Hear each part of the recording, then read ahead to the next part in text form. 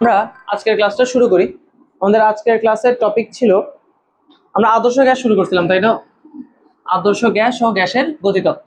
তো আদর্শ গ্যাস ও গ্যাসের গতিতত্ত্ব এই অধ্যায়ের বয়েলের সূত্র আমরা একটু শিখছিলাম এবং বয়েলের সূত্র রিলেটেড একটা এমসিকিউ করছিলাম। তাহলে আমরা বয়েলের সূত্র শিখলাম, বয়েলের সূত্র থেকে এমসিকিউ একটা করলাম। এখন বয়েলের সূত্র থেকে সব থেকে ইম্পর্টেন্ট যে বিষয়টা সিকিউ এর জন্য, সেটা হচ্ছে হ্রদের গভীরতা নির্ণয়। তো বয়েলের সূত্র থেকে হ্রদের গভীরতা নির্ণয়ের এই ম্যাথটা সিকিউ এর জন্য খুবই খুবই খুবই গুরুত্বপূর্ণ এবং এটা খুবই সহজ একটা টাইপের ম্যাথ। তাহলে এরকম একটা ম্যাথ আমরা একটু সলভ করার চেষ্টা করব। বোর্ডে আমরা প্রশ্নটা লিখি। তো লেখো, কোনো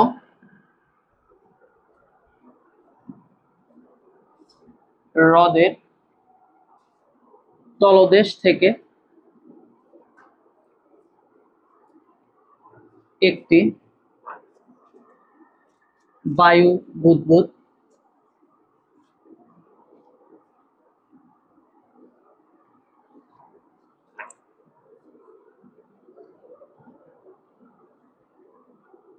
হ্রদের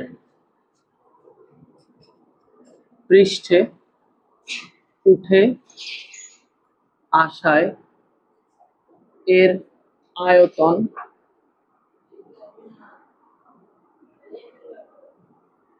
3 গুণ হয়। হ্রদের গভীরতা নির্ণয় করো।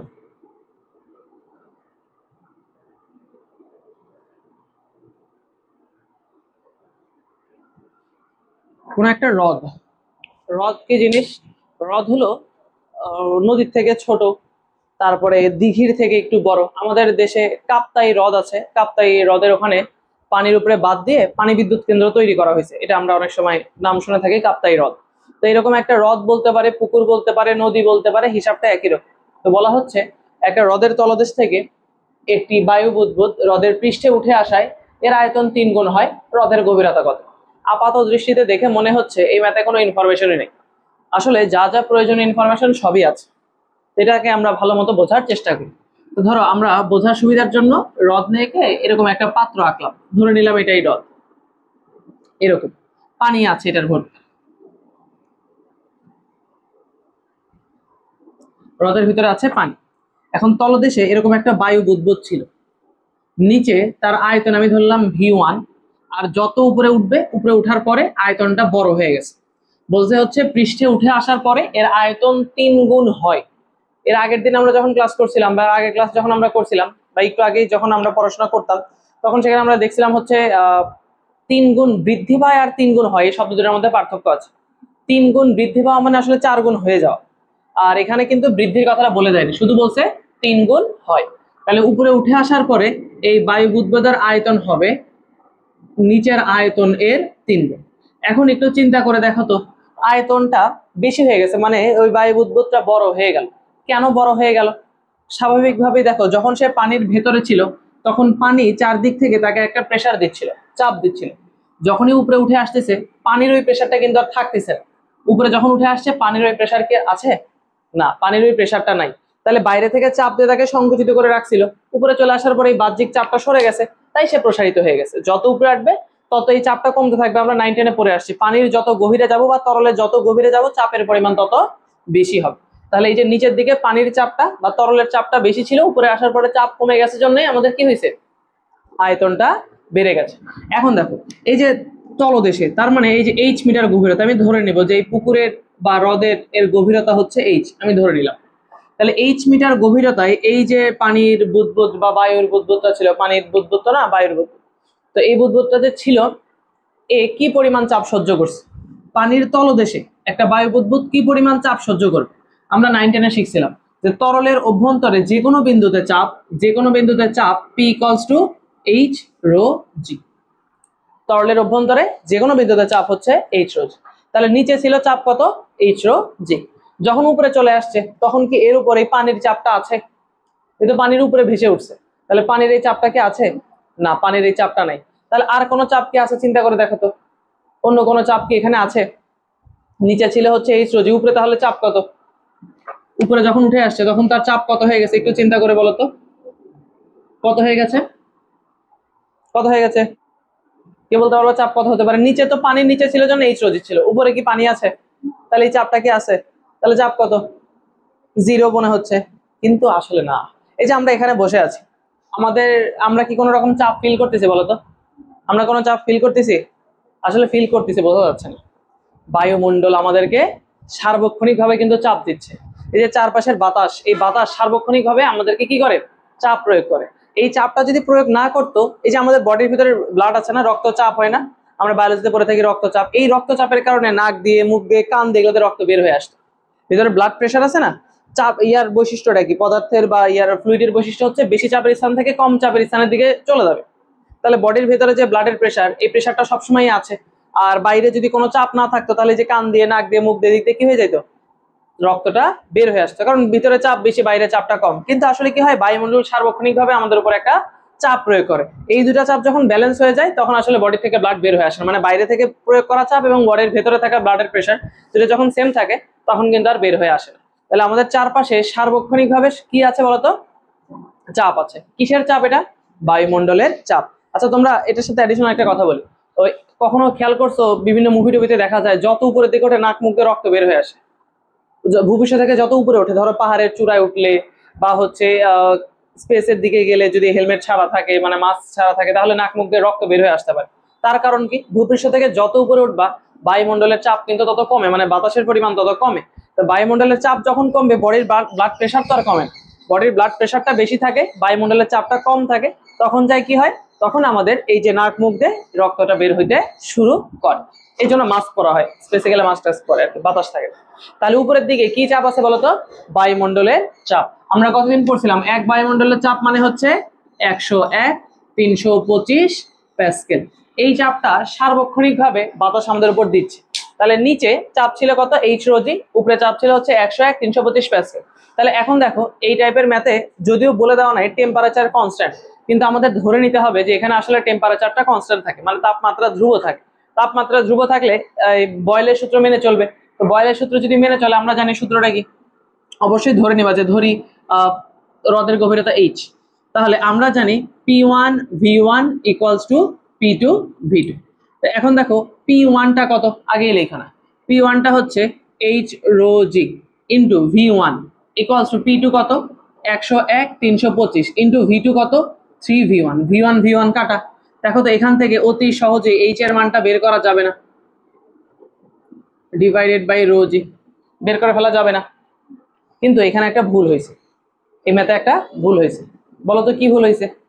কনসেপচুয়াল একটা ভুল আছে এখানে, যা করতেছি এখানে ছোট্ট একটা ভুল আছে। ভুলটা কেউ ধরতে পারতেছো? ভুলটা কেউ ধরতে পারছো? না, 3 এর জন্য খেয়াল করো। এই যে এখানে পানির তলদেশে যখন আসছে, তখন তার মধ্যে চাপ ছিল পানির চাপ, এইচ রোজি। এই বায়ু বুদবুদ কি তলদেশে শুধু পানির চাপে ফিল করবে? দেখো উপরে আছে কি? বাতাস। এই যে এখানে কি আছে? বাতাস। এই বাতাস এসে পানির উপরে চাপ দিচ্ছে না? সবাইকে যেহেতু চাপ দিবে, তাহলে পানিকেও চাপ দিচ্ছে। এই পানি আবার এই বায়ু বুদবুদকে চাপ দিচ্ছে। তাহলে বায়ু বুদবুদ টোটাল কয়টা প্রেসার ফিল করবে? 2টা। পানির চাপটা ফিল করবেই, তার উপরে যে বাতাস চাপ দিচ্ছে, এই চাপটাও সে ফিল করতে পারবে। তাহলে এখানে শুধু এইচ দিলে হবে না, এর সাথে বায়ুমণ্ডলের চাপ 101/325 এইটাও দিতে হবে। নিচে যখন আসছে, তাহলে বাতাস পানিকে চাপ দিচ্ছে, পানি আবার একে চাপ দিচ্ছে। তাহলে কি দাঁড়াচ্ছে আলটিমেটলি? তুমি কি করতেছো? এই তুমি বলতেছি এই যে এই বায়ু বুদবুদটা, সে 2টা চাপই কিন্তু ফিল করতে পারতেছে। মানে বিষয়টা অনেকটা এরকম যে ধরো কিভাবে বোঝাই, ধরো সাবজেক্ট তোমাদের 2টা 3টা করে সাবজেক্ট পড়তে হয়, সব সাবজেক্টে তোমাকে একটা প্রেশার দিচ্ছে, তাহলে তুমি আলটিমেটলি আলাদা ইন্ডিভিজুয়াল কোনো সাবজেক্টের প্রেশার নিচ্ছ না, সব সাবজেক্টের প্রেশার একবারে নিচ্ছ। বা এরকম বলতে পারো যে ধরো একটা প্রতিষ্ঠানের বস আছে, উনি হচ্ছে তার ম্যানেজারকে প্রেশার ক্রিয়েট করেন কাজ করে দেওয়ার জন্য। সেই ম্যানেজার আবার কিসের প্রেশার? কর্মীর উপর প্রেশার ক্রিয়েট করে যে কাজ করে দিতে হবে, দ্রুত করে দিতে হবে। তাহলে আলটিমেটলি যে কর্মী, সে আসলে কার প্রেশারটা ফিল করে? ওই ম্যানেজার প্রেশারটাও ফিল করে, তার উপরে থাকা বস তার প্রেশারটাও ফিল করে। ওই সবগুলো প্রেশারই কার উপরে চলে আসে? কর্মীর উপর। তো বিষয়টা অনেকটা এরকম যে এ কি করতেছে? পানির চাপটা ফিল করতেইছে, তার উপর আবার বাতাসের চাপটাও ফিল করতেছে। তাহলে এখন তুমি যদি বসাও, তাহলে ম্যাথটা হয়ে যাবে। তাহলে P1 হচ্ছে এইচ রো জি প্লাস 101/325 এর সাথে হলো V1 ইকুয়ালস টু P2 এর জায়গায় আমরা লিখতে পারবো কত 101 325 ইন্টু V2 এর জায়গায় দেখো আমরা কি লিখতে পারবো 3V1। এই V1 কাটা, তো এই পাশে H রো জি রেখে দিয়ে 101 325 কে পার করে দিই, তাহলে 3 ইন্টু 101 325 মাইনাস 101 325। তো এইবার এইচটা বের করতে হবে, এইচ বাদ দিয়ে বাকিগুলো পার করে দেই, তাহলে রো ইন্টু জি। উপরে দেখো আমরা 101 325 এই সংখ্যাটাকে কমন নিতে পারি, তাহলে 3 - 1 থেকে যায়। আমি চাইলে এখানে ক্যালকুলেট করে ফেলতে পারতাম, আসলে এই সূত্র এই লাইনটাকে তুমি একটা শর্টকাট সূত্র হিসেবে মুখস্থ করতে পারো। এই লাইনটাকে এমসিকিউ প্লাস অ্যাডমিশনের জন্য একটা শর্টকাট সূত্র হিসেবে মুখস্থ রাখতে পারো, হ্রদের গভীরতা নির্ণয়ের জন্য এইটা। তো এই রো দ্বারা কি, রো দ্বারা হচ্ছে তরলের ঘনত্ব, রো দ্বারা আমরা বুঝি হচ্ছে তরলের ঘনত্ব।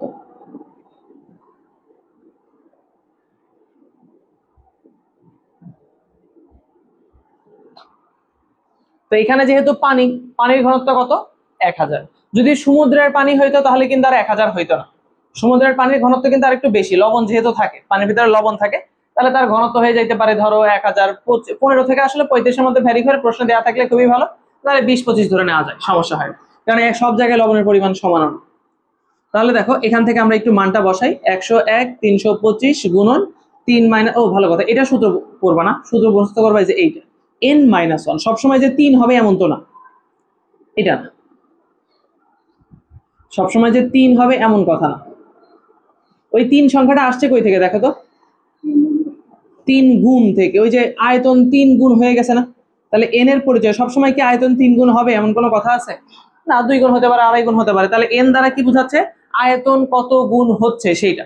তাহলে সেই n তুমি কিভাবে বের করবা, উপরে সারফেসে থাকা বায়ু বুদবুদের আয়তন ডিভাইডেড বাই নিচে গভীরতায় থাকা বায়ু বুদবুদের আয়তন, তাহলে n = v surface divided by vd। তুমি যে এখানে মানটা বসালে 3 পেয়ে যাবে। সারফেসে বা পৃষ্ঠে আয়তন কত 3v1, নিচে আয়তন কত শুধু v1, কাটা গেলে কত থাকে n এর মান 3, তাহলে যেখানে 3 বসালে এই সূত্রটা চলে আসবে। এটা আমরা ব্যবহার করব এমসিকিউর জন্য। ঠিক আছে, এখন তো মান বসাই দিলে অতি সহজেই তুমি পারবা। তাহলে একটু মানটা বসাই, 101 325 গুণন n মানে 3 - 1 2 ডিভাইড বাই রো এর মান হচ্ছে 1000, জি এর মান 9.8, দেখো তো কত আসে।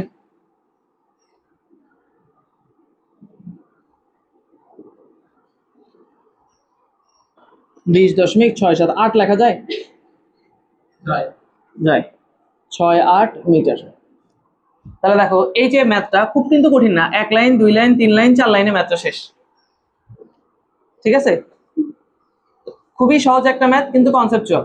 অনেকেই কি করবে, এই যে 101 325 এটা যোগ করবে, এটা যদি যোগ না করে তাহলে ম্যাথ হয়ে যাবে ভুল।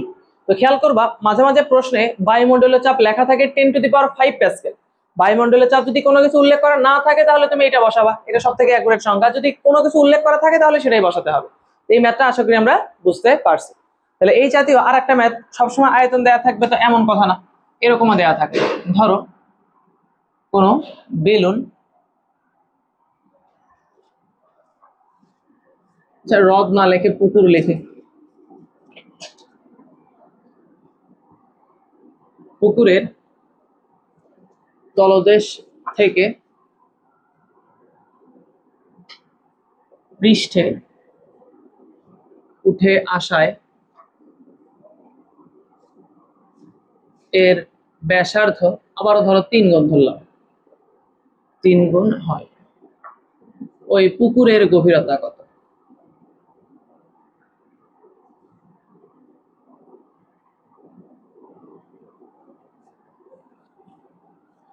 কোন একটা বেলুন পুকুরের তলদেশ থেকে পৃষ্ঠে উঠে আসছে, উঠে আসার কারণে এর ব্যাসার্ধ 3 গুণ হয়েছে। এই ম্যাথের সাথে ওই ম্যাথের পার্থক্য হচ্ছে এখানে আয়তন 3 গুণ বলে দিছিল আর এখানে ব্যাসার্ধ 3 গুণ। তাহলে ব্যাসার্ধ 3 গুণ হলে ম্যাথটা কেমন হবে? আসলে একই রকম হবে। চলো আমরা আবার একটু চিত্রের সাহায্যে ঘটনাটাকে বোঝার চেষ্টা করি। তো ধরো এটাই হচ্ছে আমাদের সেই পুকুর, এই পুকুরের এটা হচ্ছে পানির পৃষ্ঠ, পুরোটা জায়গা জুড়েই পানি আছে।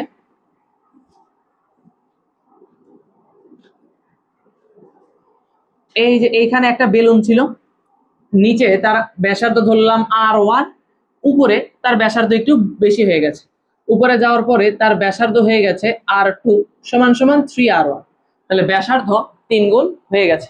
আচ্ছা 3 গুণ হয়, যদি বলতো 3 গুণ বেড়ে যায় বা আমি যদি লিখি এরকম যে 2 গুণ বৃদ্ধি পায়, ব্যাসার্ধ 2 গুণ বৃদ্ধি পায়। আচ্ছা বলো তো 2 গুণ বৃদ্ধি পাওয়া মানে আসলে কয় গুণ হয়ে যাওয়া? 3 গুণ হয়ে যাওয়া। তখন লেখাটা আসবে এইরকম যে 2r1 প্লাস r1 মানে হচ্ছে 3r1। মনে আছে এটা? লাস্ট দিন আমরা এগুলো ব্যবহার করছিলাম। জি আচ্ছা 20 সরি 20ই বলছিলাম, আমি লেখার সময় 2 পয়েন্ট লিখছি, দুঃখিত। 20.68 হবে। 20ও বলছিলাম, আমি লেখার সময় ভুল করে 2 লিখে ফেলছি। এবার দেখো আবারও যখন পানির নিচে ছিল, তরলের অভ্যন্তরে ছিল, তখন তার প্রেসারটা ছিল হচ্ছে এইচ রো জি। শুধু কি এইচ রো জি? তরলের অভ্যন্তরে কি শুধু পানির চাপ ফিল করে? না, বায়ুমণ্ডলের চাপও কিন্তু সে ফিল করে। সেটা কত? 101/325।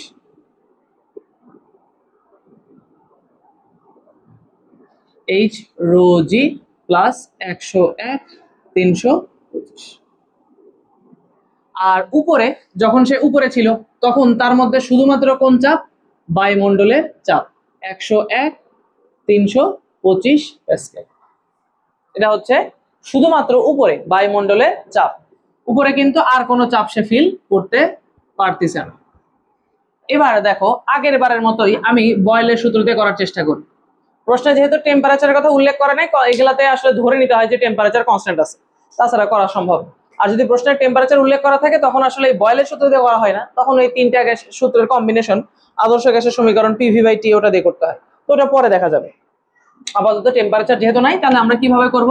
অবশ্যই প্রথমে ধরে নিতে হবে যে ধরি পুকুরের গভীরতা H, এই যে এই গভীরতাটা, যে গভীরতাটা আমরা চিত্রে দেখাচ্ছি H, এটাকে লিখে নিবা যে বাংলায় নিচে যে ধরি তরলের পুকুরের গভীরতা H, তলদেশে ব্যাসার্ধ R1, উপরের ব্যাসার্ধ বা পৃষ্ঠে ব্যাসার্ধ R2, তলদেশে চাপ P1, উপরে চাপ হচ্ছে P2। আমি ভুলবশত P1 লিখে ফেলছিলাম।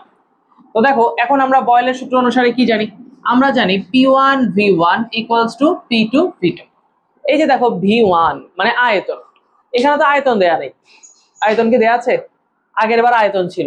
তাহলে এবার বেলুনটাকে আমরা ধরে নিব গোলক, গোলাকার শেপে। তো গোলাকার একটা বস্তু, আয়তন দেয়া নেই, ব্যাসার্ধ নিয়ে প্রশ্ন বলা আছে।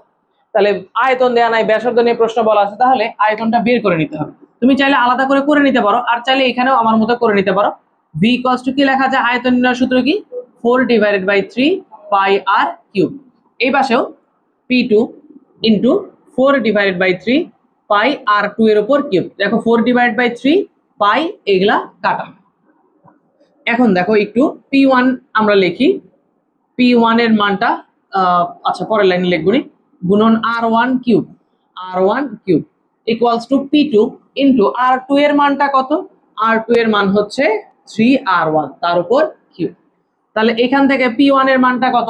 P1 এর মান হচ্ছে H রো জি প্লাস 101/325 গুণন R1 কিউব।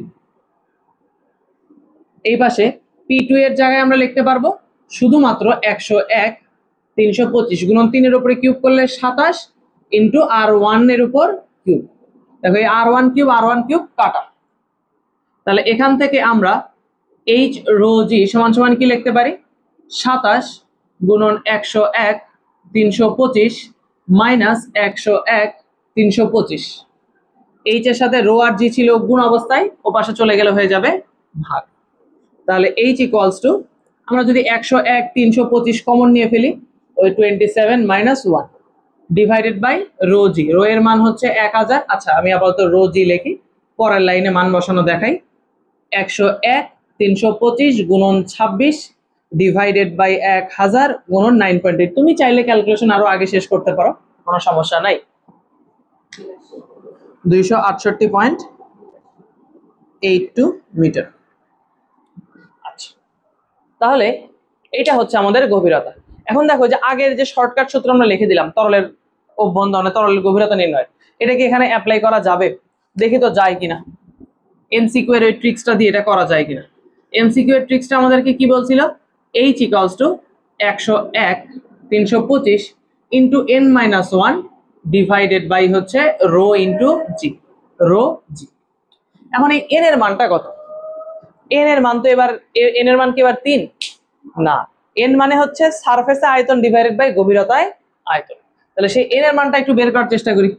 n সমান সমান সারফেস মানে পৃষ্ঠে আয়তন 4/3 পাই r2 এর উপর কিউব ডিভাইডেড বাই গভীরতা আয়তন 4/3 পাই r1 এর উপর কিউব 4/3 পাই 4/3 পাই কাটা r2 এর মানে হচ্ছে 3r1 তার উপর cube divided by r1 cube 3 এর উপরে কিউব করলে হচ্ছে 27 r1 cube divided by r1 cube কাটা। তাহলে n এর মান দেখো কত আসতেছে 27। তাহলে দেখো এই যে 101 325 minus into 27 minus 1 divided by রোজ, এই যে দেখো এই লাইনটাই আমরা পাইছিলাম, এটাই আমরা পাইছিলাম। তাহলে যেভাবেই করো মানে এমসিকিউ তে করলে এইভাবে করে আগে আয়তনটা কত গুণ হয়েছে সেটা বের করে নিতে হবে যদি এমসিকিউ এর ট্রিক্স দিয়ে করো, কারণ এবার তো সরাসরি আয়তন বলে দেয়নি, এবার বলছে ব্যাসার্ধ। ব্যাসার্ধ বলার কারণে এইভাবে করতে হবে। দেখো তোমরা এটা বুঝতে পারছো, তোমাদের জন্য একটা এইচডব্লিউ, এটা তোমরা বাসায় করবা, করে আমাদেরকে উত্তর জানাবা। ভিডিওতে থাকলে কমেন্ট বক্সে উত্তর জানাইতে পারো। ব্যাস 2 গুণ বৃদ্ধি পায়। সেম কোশ্চেন পুকুরের তলদেশ থেকে পৃষ্ঠে উঠে আসার কারণে তার ব্যাস 3 গুণ হলে গভীরতা কত হবে, এটা তোমাদের এইচডব্লিউ, এটা তোমাদের এইচডব্লিউ। আর যারা ভিডিওতে দেখবা তারা হচ্ছে কমেন্ট বক্সে যায় অ্যান্সার লিখে দিয়ে আসবে। এবার এখান থেকে গভীরতা বের না করতে বলে এরকম বলতে পারে যে কোনো পুকুরের গভীরতা 20 মিটার, পুকুরের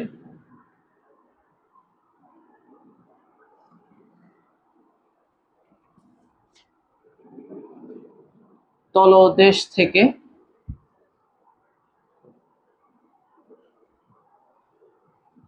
একটি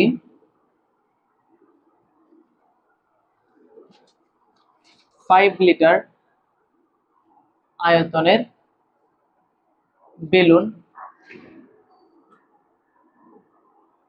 পৃষ্ঠে উঠে আসলে বেলুনটি অক্ষত থাকবে কিনা। বেলুনের সর্বোচ্চ প্রসারণ ক্ষমতা ধরো 7 লিটার,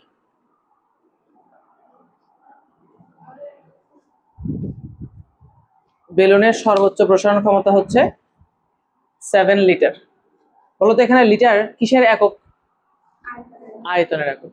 তাহলে নিচে আয়তন ছিল হচ্ছে 5 লিটার, 5 লিটার আয়তনের একটা বেলুন আসলে অনেক বড় হয়ে গেছে, একটু কম দিলে ভালো হতো, কল্পনা করো আর কি। 5 লিটার আয়তনের এটা হচ্ছে একটা বেলুন, এই বেলুনটাকে যখন তুমি পৃষ্ঠে নিয়ে আসছো তখন হচ্ছে সেটা অক্ষত থাকবে কিনা।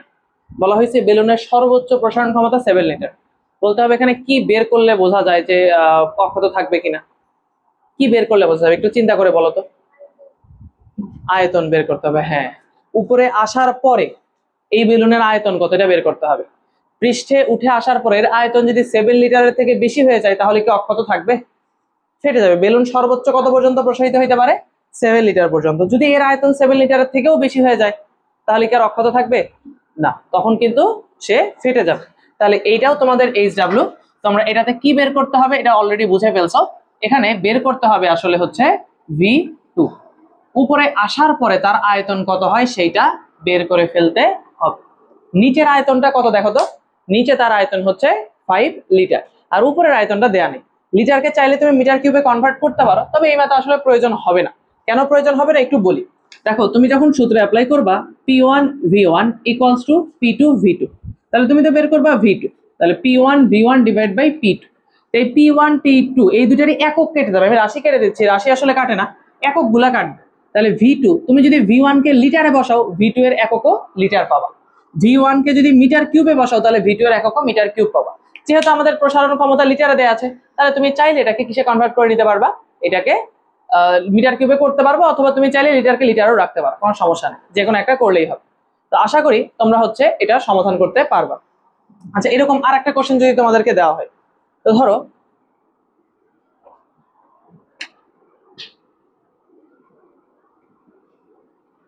একজন ডুবুরি। হ্যাঁ,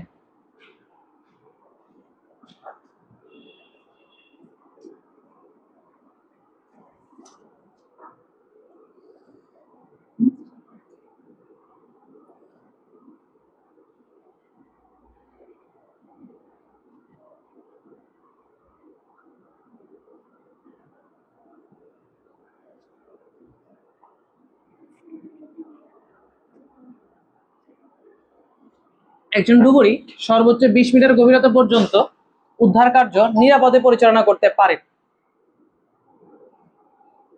কোনো নদীর